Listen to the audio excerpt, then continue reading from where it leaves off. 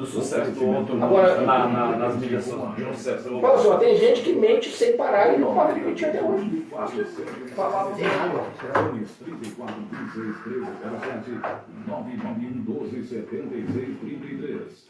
Campanha Ipirocai tem batendo a todos só domingues e Carneiros Corredani. Super Gás Brás, na Avenida Janaju 340. Fala, sabe o que? Eu lembrei que agora estão esperando para acelerar o acordo com o Mercosul. o Mercosul vão ficar sem comida. E a Rússia agora, eu estava vendo hoje, na Jovem Pan, era meia-noite. Os caras comentando o seguinte, que o Putin está tranquilão, ele vai fechar o gás agora no inverno. Agora a Rússia vai ficar feia.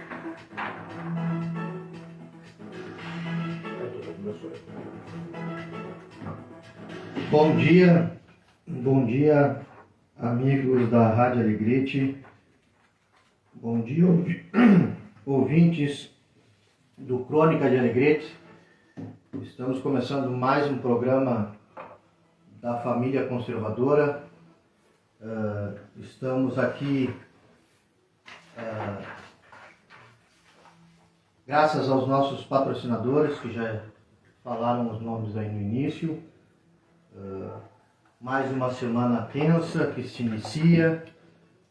Quero, antes de mais nada, aqui justificar aos nossos ouvintes que têm ligado constantemente para a gente, e aqui eu vou citar alguns nomes: o seu Décio Mota Machado, grande vendedor de queijo lá do Duraznal, o seu Nivo Ferreira, da Casa de Carne Boa e Bom, o seu Marcos Ferreira Mel, do Duraznal, o seu Nivaldo Bonassa, da Várzea Verde, Dionel Severo Garcia, do Duraznal,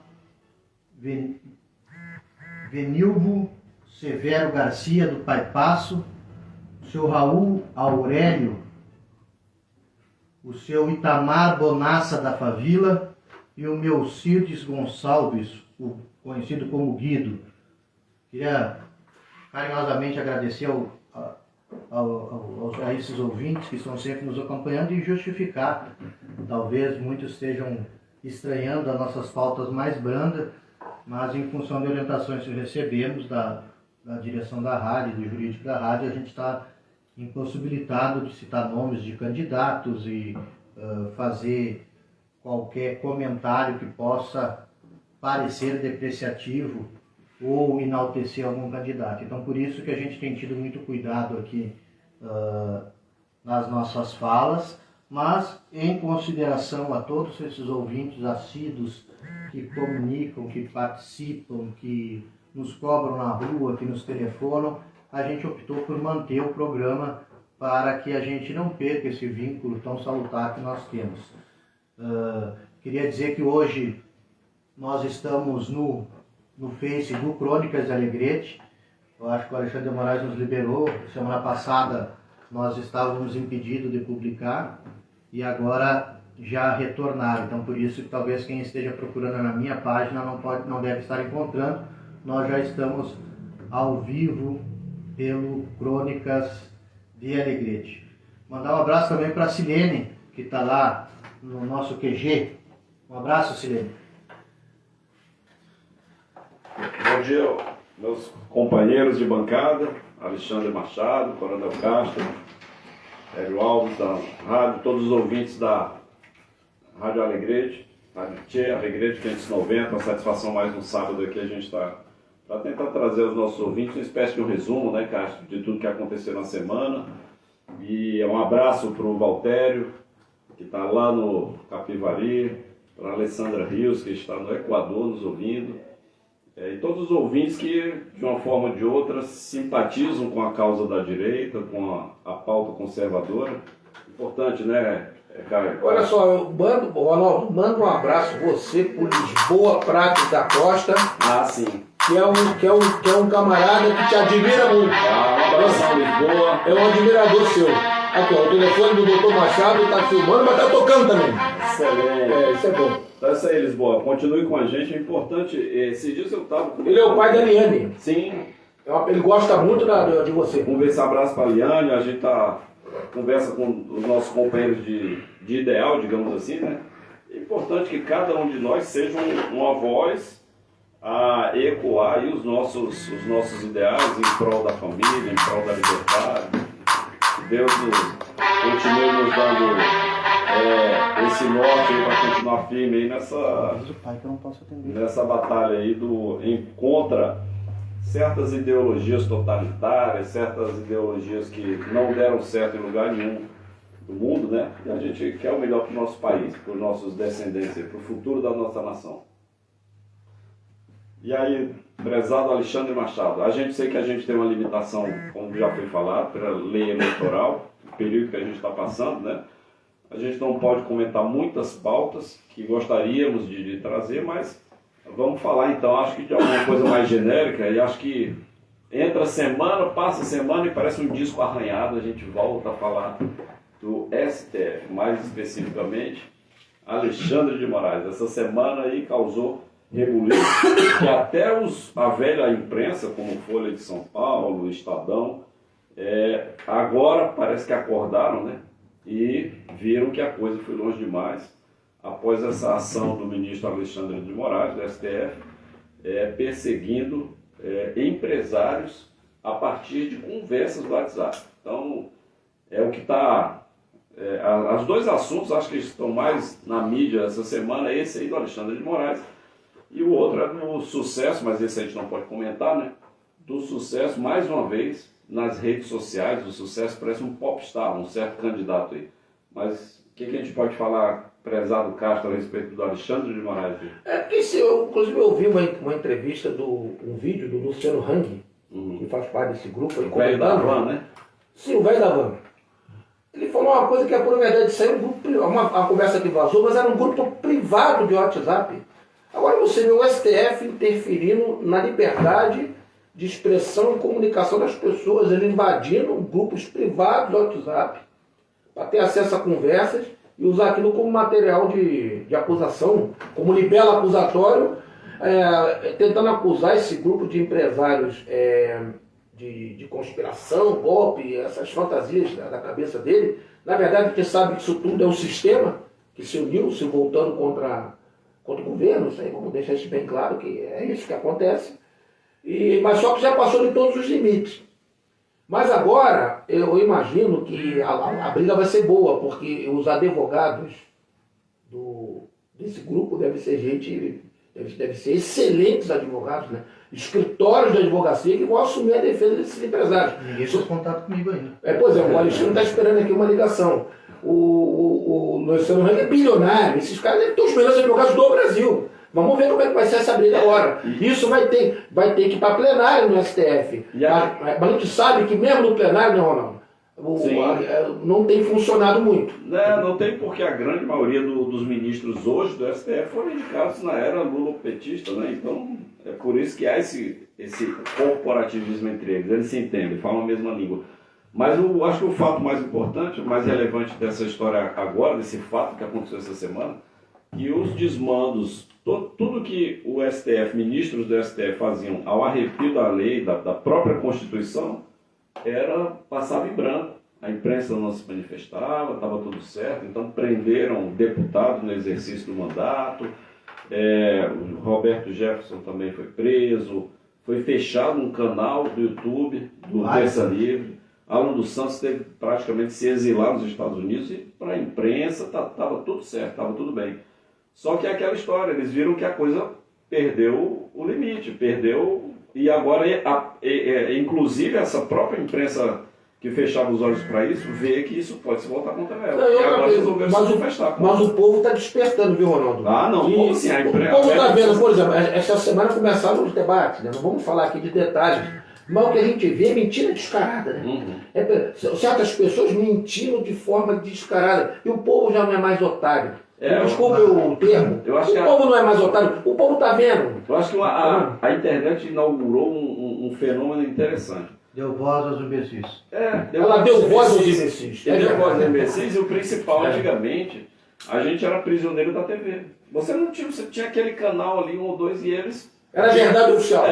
Hoje em dia, a profusão de canais, né, de youtubers, de jornalistas que tem o seu canal, então você escolhe, você vai atrás da informação. Nada fica oculto. Não tem mais aquela coisa de ir para baixo do tapete. Nós estamos levantando tapete de tudo que é lugar. Exato. Então não tem mais como uma pessoa chegar e contar tantas mentiras Mas, absurdas e ficar por isso mesmo. O povo sabe de que lado que está a verdade. Exatamente. Não é, doutor Machado? sim, senhor, o meu amigo de Itu, Hélio Alves, está meio... E foi lei do ex, né? Parece que foi lei do ex, aquele jogador, o zagueiro foi tomar uma aguinha agora. ele foi formado no Grêmio, né? O Castro, matou o Castro vocês. que é um cara ândio, é grande, né? Parece de Itu, o Hélio enxergou ele e já disse, não, nem quer esses caras de Itu aí. Não. Foi a lei do ex, é interessante, né? Mas o Vasco eu não posso nem comemorar muito com o doutor Machado, viu? Meu amigo Ronaldo e ouvintes. O Vasco também joga com o Bahia, Salvador. E tudo leva aqui que vai perder. E porque é o seguinte, o Vasco está 9, 10 dias sem jogar. Aí era para treinar bastante, jogar melhor, mas ele fica esse tempo todo sem jogar e quando entra o campo perde. Então é preferível não treinar, dá férias pros caras, manda para uma ilha aí no Caribe, Eu fui pegar uma... não é sorte, depois volta para jogar. O Maguinha ali, enquanto vocês comentavam, e o Lisboa, que está lá no São João, um homem que vive de caça, é miserável, um horror. Mas que tem uma galinha lá que a dona Marli disse que vai trazer, hein? Se não vier essa galinha, nós vamos falar tanto no próximo programa aqui. Tanto que tu... Olha, Lisboa. Bom, a minha conversa foi com a dona Marli, ainda bem que não foi com ela, não foi contigo. Mas assim, gente, importante essa fala de vocês aqui referente ao STF, porque para a pessoa que é leiga, às vezes, não consegue compreender, às vezes, aonde que está o limite de atuação. É importante assim, que esse fato dos empresários foi um inquérito instaurado antes que ocorra o crime, né? Não houve crime até agora. Foi uma premonição deste senhor de que possivelmente poderia ocorrer o crime. Então agora já é crime antecipadamente. Outra coisa que é importante de dizer, o STF é o foro para as pessoas que têm foro privilegiado. É para deputados, senadores, governadores, ministros, presidentes. Esses empresários não têm foro privilegiado. Não tem o porquê de o STF estar tocando essas demandas. E outra questão, o STF não pode provocar a Polícia Federal porque o STF não tem função investigativa. Entendeu? O Ministério Público, que é uma parte no processo, o STF era para ser imparcial, mas ele faz parte de todos os processos hoje. O Ministério Público, sim, poderia, através de uma investigação, provocar o STF, provocar a Polícia Federal, para que a Polícia Federal, baseado no inquérito, ali fosse fazer as investigações. No momento de propositura de uma ação, aí poderia o juiz opinar sobre alguma coisa. Só que hoje o STF tomou parte, ou seja, o STF está ultrapassando a barreira e fazendo a função do Ministério Público e da PGR. Então, são tantas atrocidades assim, ó. E outra coisa, eu posso muito bem aqui chegar no WhatsApp e dizer assim, mas eu tenho a vontade de dar uma coça de pau no Castro. Mas é uma vontade que eu comentei, eu tenho uma vontade. Agora daí dizer, se eu tivesse dito assim, ó, olha, hoje às 10 horas eu vou sair aqui do programa, vou cruzar o centro cultural e eu sei que o Castro vai estar lá no outro lado da rua, vou pegar e vou dar um tiro na cara dele. Eu vou me armar então, eu estou preparado. Agora, essa situação é como estão dizendo todos na empresa, é uma conversa de bolicho. O pessoal desabafa no WhatsApp, diz o que está incomodando. É um grupo privado, assim é a privacidade das pessoas.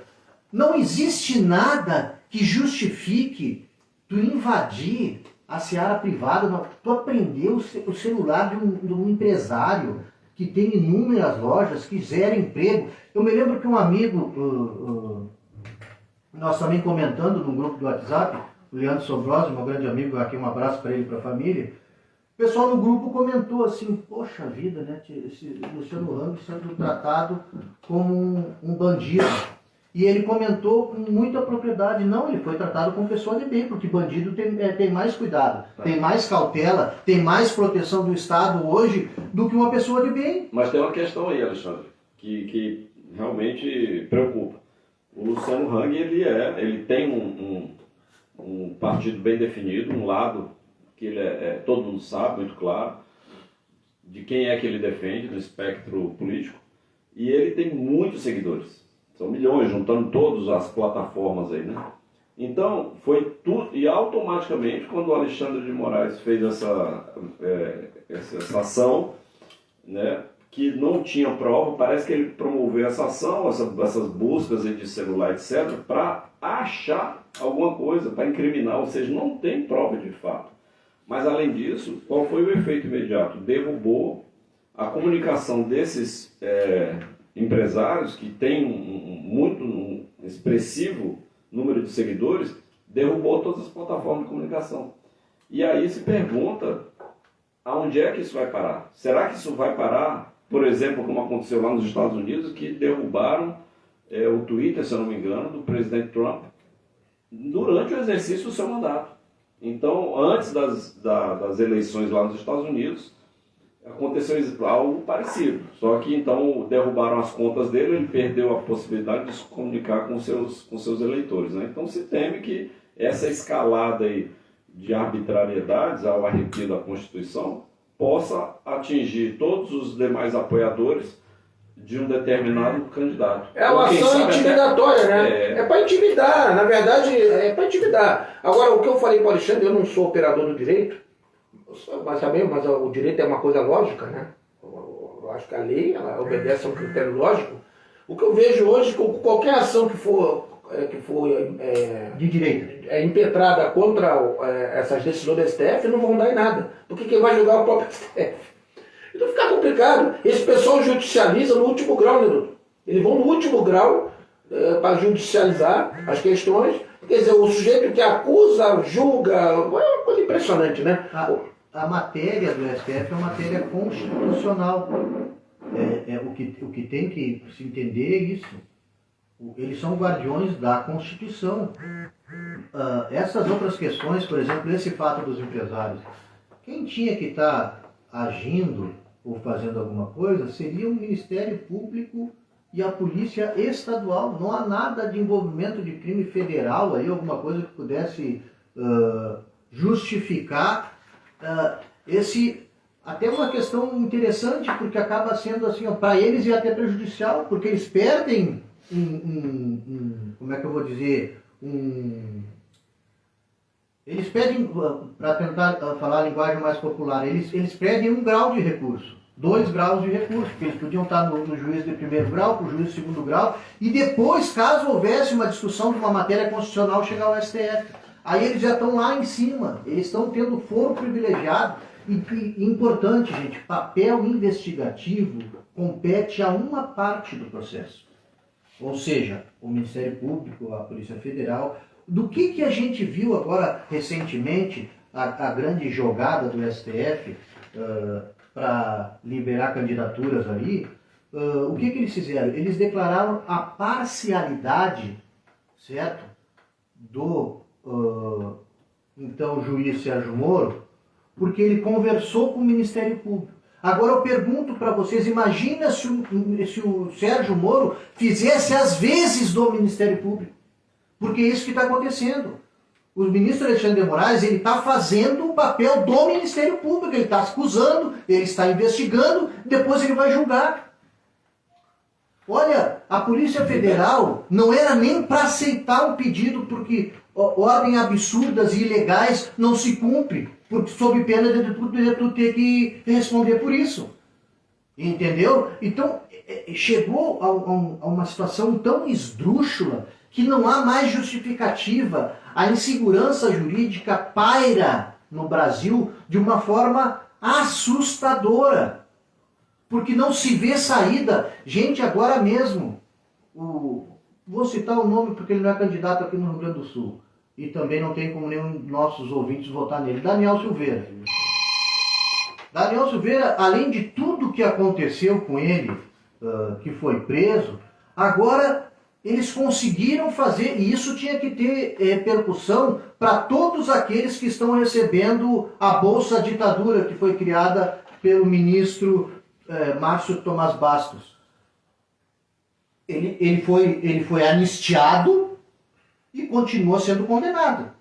Nem a anistia, que foi o indulto, pegou a graça, melhor dizendo, para ele serviu. Agora, não satisfeito, ele candidato e a esposa dele candidata, eles derrubaram as mídias sociais deles em plena campanha, impedindo eles de se comunicar com os eleitores.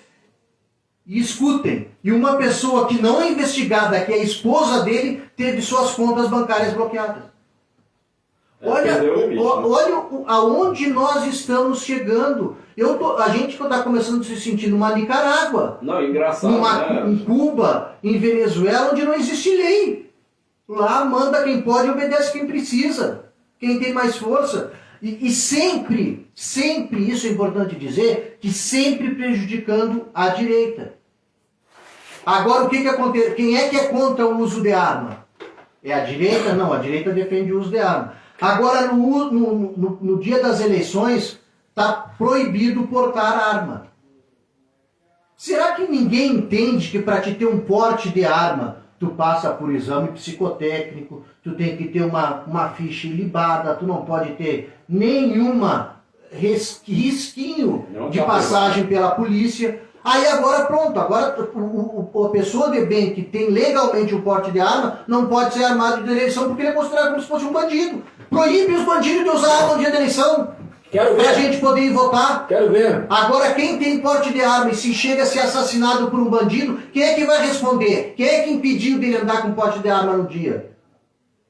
Então, gente, a gente tem que aprender que cada um tem seu limite. Eu tenho um limite, eu posso chegar até um certo estágio e eu tenho que respeitar isso. Agora, não é esse Alexandre de Moraes aí que recebeu o poder e está se achando um Deus que tem que ultrapassar todos os limites. Aí depois, se eu venho aqui dizer assim, mas eu tenho vontade de dar um tapa na cara desse louco, eu sou capaz de ter preso. Eu estou dizendo que eu tenho vontade, não que eu vá fazer. Mas que dá vontade de dar. Porque alguém vai ter que botar limite nesse cara. Ou a gente vai ter que fazer voltar a guerra dos farrapos. E nós vamos ter que montar cavalo e lá tirar ele de lá para ele aprender a respeitar a porteira. Eu acho que tudo tem limite, né, gente? E isso está chegando a um ponto que as pessoas estão indignadas. Agora, a última ação do senhor Cabeça de Ovo. Ele resolveu que não podia fazer propaganda do bicentenário da independência do Brasil. A bandeira verde e amarelo, né?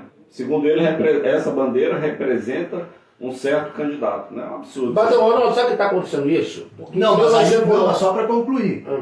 Aí o que aconteceu? Eu acho que o pessoal do STF, olha, Alexandre de Moraes, calma, tá demais.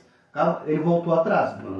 Ele voltou. Alguém o aconselhou, que para mim ele só ouve os pares dele e o candidato aí que o botou lá. E aí alguém chegou e disse, não, tá demais, tá ficando muito escancarado o troço aí. Aí ele voltou atrás. E o pior de tudo é que ele recém foi empossado presidente do TSE. Na verdade, Superior Eleitoral. Ou seja, vai comandar as eleições. Vai comandar, né? Mas esse sujeito aí, o Machado falou, não tem limite. Ele viu que não tem limite, aliás, os limites quem tem somos nós, da direita, né? Inclusive os da esquerda podem falar as maiores atrocidades nesse debate, nessas entrevistas, pode falar besteira que for, mentir, que não é fake news. Agora, experimenta do lado de cá falar alguma coisa que eles achem que não é verdade. Vai ver a chuva de denúncias, a judicialização e até a prisão. Agora, do outro lado, pode falar mentira à vontade. Eu vi uma pessoa essa semana, numa entrevista, um certo candidato, que, meu Deus do céu, ele falou que, como é que ele comentou? Que ele foi o cara que mais combateu a corrupção no Brasil. Foi o melhor, ele foi o que fez mais pelo agronegócio. Então, gente, E que o MST nunca invadiu terra produtiva. Nunca invadiu terra produtiva. Então, gente, olha aqui, peraí, para um pouquinho. Eu tô achando isso bom, Ronaldo. Sabe por que eu tô achando bom? Porque o povo tá vendo e o povo já viu que é circo. O povo já viu que não é sério o troço. Porque até aqueles que mais céticos, até já as pessoas que, digo assim, mais humildes, que não tem tanto conhecimento, não tem tanta consciência, digamos, política, não tem, de repente eles não têm a noção assim, correta da sua cidadania e tal. Até essas pessoas já perceberam que o troço, viu, Ronaldo? Não é sério. Mas assim, a hipocrisia marca uma das marcas maiores aí do esquerdista, né? Mas mudando um pouco de assunto, meus amigos, é uma coisa que nos... Para nós encerrar esse assunto, é importante também que se diga aqui que um desembargador, não me lembro de qual é o estado que ele era conselheiro do Tribunal Regional Eleitoral, com a posse do Alexandre de Moraes, ele pediu aposentadoria e desabafou nas redes sociais. Que por incrível que pareça, quem vai presidir as eleições neste ano declarou guerra contra um lado, em plena posse. Então ele, como um juiz, como um desembargador correto que fala nos autos, Perdeu a isenção. ele disse que não se sentia mais à vontade de continuar trabalhando, porque ele não queria contribuir, fazer parte estar contido nesse processo que para ele é falido. A fala do Alexandre de Moraes o envergonhou.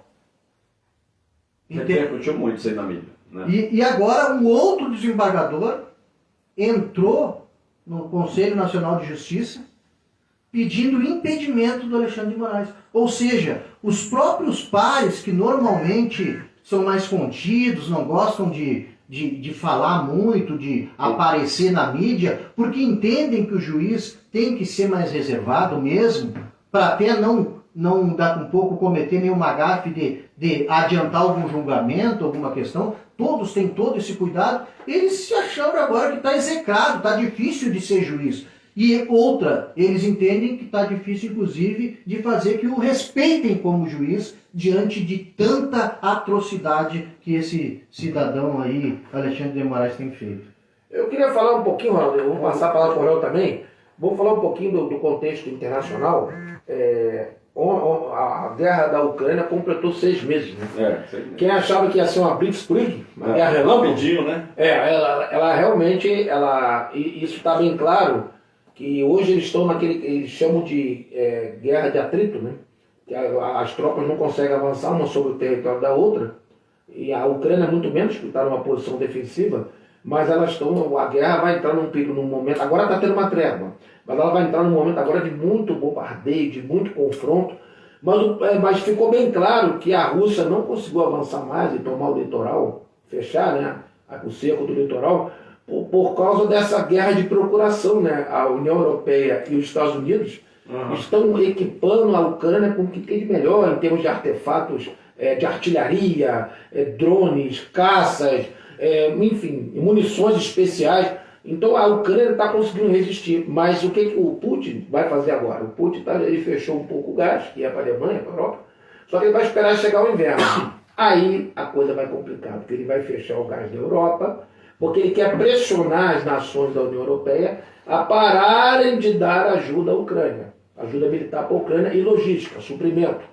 Cortar a cadeia de logística de suprimento da Ucrânia e impedir que ela tenha esse apoio militar. Pressionado se fechar o gás na Europa, gente, boa parte da Europa vai passar fome, frio, vai quebrar, porque eles dependem muito do gás que vem da Rússia. Então, isso vai ser uma estratégia que o Putin vai utilizar agora. O inverno está chegando, a situação vai ficar crítica, já está faltando alimento na Europa, a inflação dos alimentos disparou.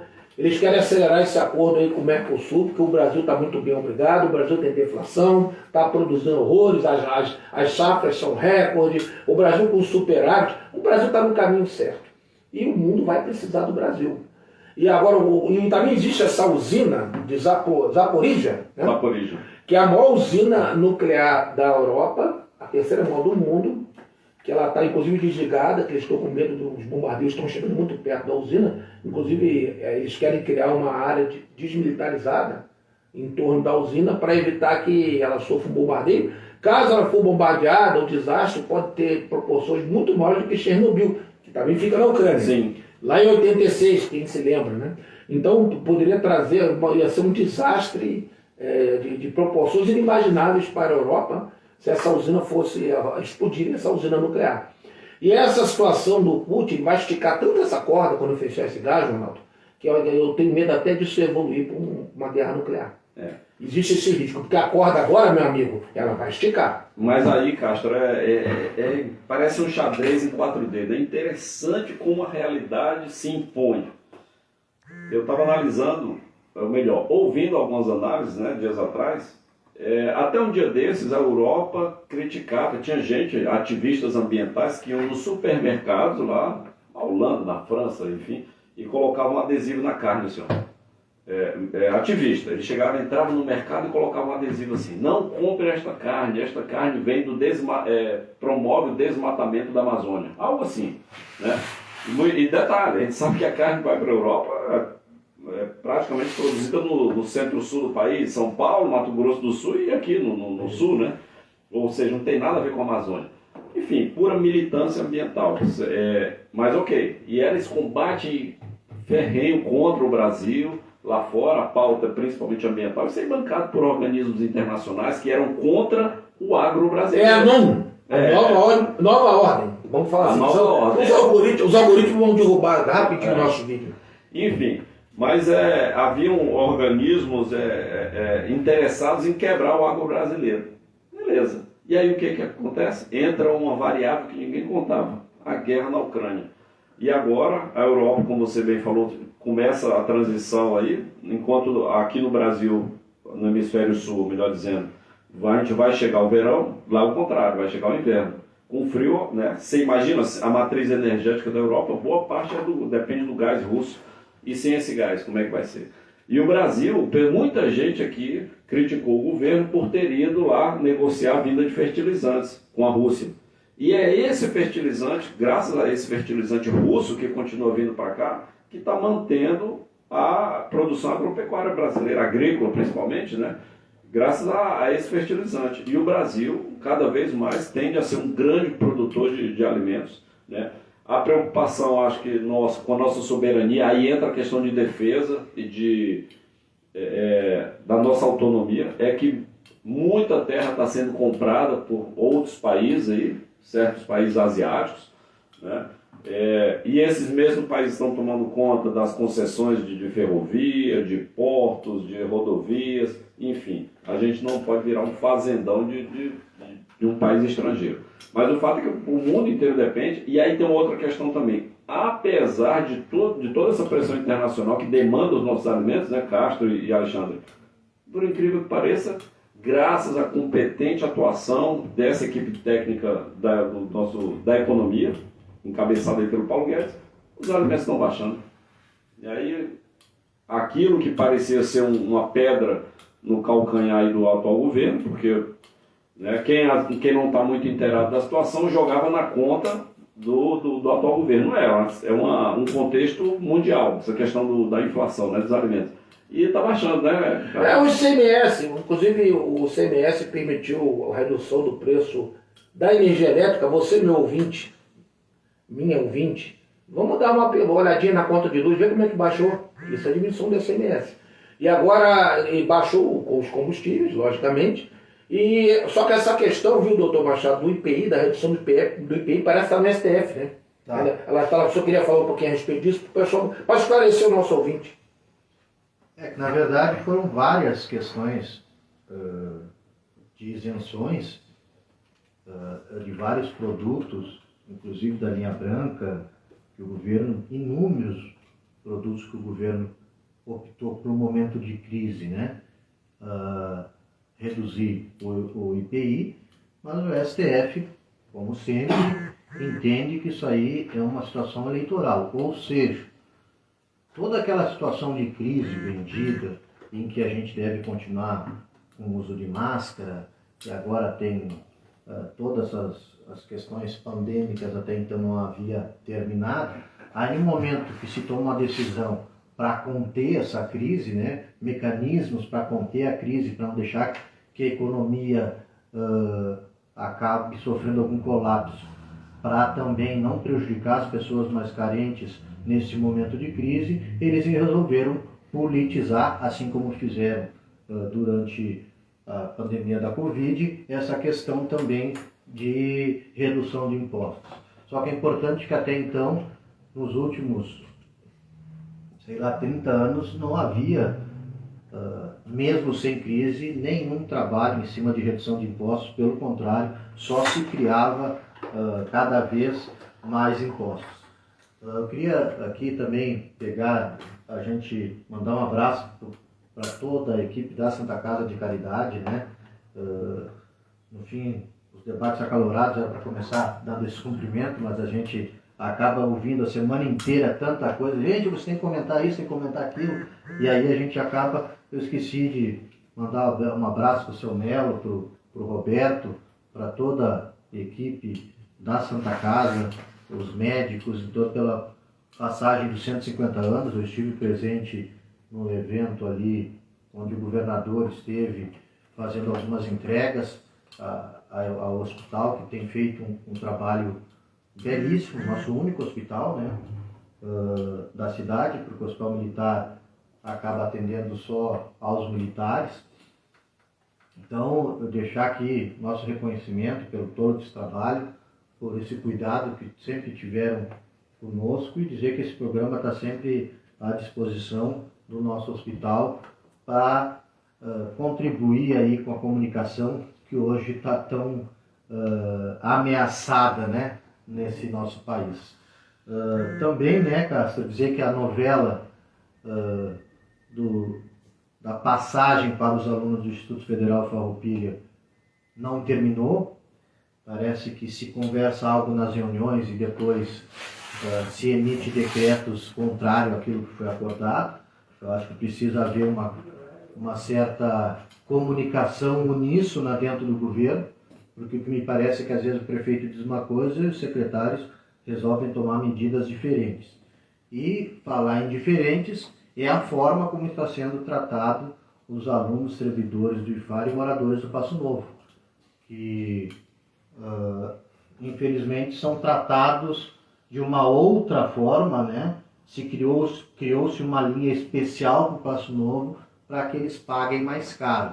Vocês imaginem se aqui agora essa onda pega. Em Alegrete, por exemplo, quem vai até o centro vai pagar um valor, quem vai lá para a questão da Zona Leste vai ter que pagar um pouco mais caro, porque o ônibus roda um pouco mais. Então, dizer que essa situação que o país está vivendo dessa insegurança jurídica, eu acho que está chegando aqui no Alegrete, em que as decisões acabam ficando ao arrepio da lei. Ou seja, se a lei diz que todo aluno tem direito à meia passagem, não há um decreto do prefeito que vai dizer que o aluno não tem. Então, a gente precisa entender que o Alexandre de Moraes está lá no STF. Aqui, graças a Deus, os nossos juízes ainda não estão neste nível de autoritarismo, né? Alexandre, estimado companheiro de bancada, Coronel Castro, gostaria também de dar uma saudação aos nossos ouvintes, particularmente aos militares, né, pela passagem do Dia do Soldado, dia 25 de agosto, né, o dia que se comemora o nascimento do insigne patrono Duque de Caxias. Então, Alegrete, né, Castro, é a maior guarnição militar de interior comandada por coronel. Então, 6 quartéis aqui na cidade, tem um vínculo muito estreito da sociedade com o Exército, né? E nesse dia especial a gente não poderia deixar de dar congratular com os companheiros pela data que passou. E aproveitar até, Castro, fazer um link, deixar para você essa bola e levantar essa bola para o Alexandre, que é um momento interessante da política nacional, que sempre os militares foram apartados aí da política, né? Os militares da ativa, de fato, tem que ser da política eleitoral, mas não da política como relação humana, né? Relação social. E hoje o cenário que se vê é que nós temos um presidente que é um capitão reformado, vários militares da reserva, como o próprio ministro Tarcísio, ex-ministro, que deu um show de bola no Ministério da Infraestrutura, Marcos Pontes, tantos outros, e que, pela sua própria formação, não vou dizer que são melhores ou piores que ninguém, mas a formação militar ela busca isso, né? A conduta correta, os valores, e cultua digamos assim, os verdadeiros heróis, não os heróis falsos aí de ditaduras sanguinárias aí. Então esse envolvimento, inclusive muita gente questiona, né? Esse envolvimento de militares com a política, e inclusive no artigo que saiu esse fim de semana aí no Expresso Minuano, eu falo sobre isso, de muitos países, como a França, temos Charles de Gaulle, Estados Unidos, vários presidentes foram militares, como o próprio Ronald Reagan, no período da Guerra Fria, né? Winston Churchill, primeiro-ministro britânico, que foi das peças-chave aí para a vitória dos aliados sobre o nazismo na Segunda Guerra Mundial. Enfim, enaltecer aí o soldado e dizer que, não sei qual a visão de vocês sobre esse envolvimento militar na polícia, essa contribuição que pode ser dada. A contribuição foi muito grande e eu imagino que o presidente, quando convocou vários militares para o governo, era de maneira a ter pessoas, né, servidores que aliassem disciplina, lealdade, competência, austeridade, e esse sentimento de patriotismo, né, de amor à pátria. Você vê, o militar, as Forças Armadas são as instituições que gozam de maior prestígio junto à população, tem maior popularidade e tem maior aceitação, são as mais confiáveis. Mesmo sendo atacadas. Pela mídia há anos, né? Lógico. Então, logicamente que não é que os militares não são melhores do que os civis, não é nada disso. Mas naquele momento, o país estava afundado, mergulhado numa corrupção como nunca se viu, sistêmica, como nunca se viu, e precisava de pessoas que dessem um choque de ordem, né? que fizessem realmente uma mudança radical naquela cultura que imperava principalmente entre os órgãos estatais, as estatais e ministérios. Essa corrupção, como mesmo disse, é sistêmica, ela é endêmica no Brasil. Então os militares deram essa contribuição de aliar lealdade, disciplina, austeridade, competência e dar essa contribuição. O governo, como os civis, também tem grande importância, mas inclusive não tem só militares no governo, não tem pensa que só tem militares no governo. Contrário, não, a maioria são civis. Os militares estão ali para ajudar. É importante também te dizer, né, gente, hoje, por incrível que pareça, até o fato, eu mesmo, tenho mania de cumprimentar as pessoas e quando convocam a gente para qualquer atividade, eu cumprimento com os memes dos militares, sempre aponto, isso aí teve até objeto de crítica aí num grupo que eu faço parte, porque as pessoas entenderam que eu estava fazendo cumprimento de direita, vamos dizer assim, que eu estava utilizando os militares. Só que os militares, é bom que se diga, viu, Alexandre, que eles não estão ali, não é qualquer militar não, são militares técnicos. Sim. Eles têm um papel técnico, eles têm algum tipo de conhecimento técnico para contribuir com o governo. Então, é importante essa mensagem, porque é como, nessa oportunidade eu comentei, eu acho estranho que a gente critica tanto os militares, mas na hora do desespero, todo mundo primeiro não vão ligar para os exércitos, vão chamar o exército, na hora do pega para capar sempre, né? Acaba a gente apelando para o exército. E aí depois, nos momentos de calmaria, aí a gente entende. Vocês imaginem se o exército resolvesse efetivamente, vamos dizer assim, tomar o papel da direita, o exército ia chegar na enchente e me dizer uma coisa, eu quero saber quem tu votou. Então tá, vou tirar tua casa daí. Como se o exército fizesse isso, né? Comparado à militância que é feita de outro lado, onde que as ações são tomadas dessa forma. É um órgão de Estado, as Forças Armadas são órgãos de Estado. Não é órgão de governo. Não são órgãos de governo, são órgãos de Estado. Então, e usam termos pejorativos do tipo, um bando de pintador de meio-fio. Então, mas, gente, olha só, entra no quartel hoje, viu, Ronaldo, e vê a conservação, o cuidado que os militares têm com o dinheiro público. O quartel é muito bem conservado, sim, porque é o dinheiro do povo e tem que ser bem conservado, manutenido, sim. E a gente pinta meio-fio quando precisa. E pegamos fuzil também quando necessário, viu, doutor Paixão? Tá bem, então esse programa está para Cabanha e Birocai, Toro Short, 11 anos. Um abraço ao nosso amigo Coronel Tales, Super Gás Brás, lá do seu Nilton Carlesso e do Vitorino. Estamos aqui para a construtora Alegretense, nosso guia, e também um abraço lá para o Vitorino e para a Ruth do SEAC Gestão, que também são apoiadores desse programa. Então, um bom sábado a todos, um abençoado domingo e seguimos em frente acreditando no nosso Brasil. Um abraço para o Papel aqui, me mandou uma mensagem. Da próxima vez, manda mais cedo, Papel. Quero que você participe do programa com a gente. Um abraço a todos. Bom fim de semana aos amigos. Fiquem com Deus.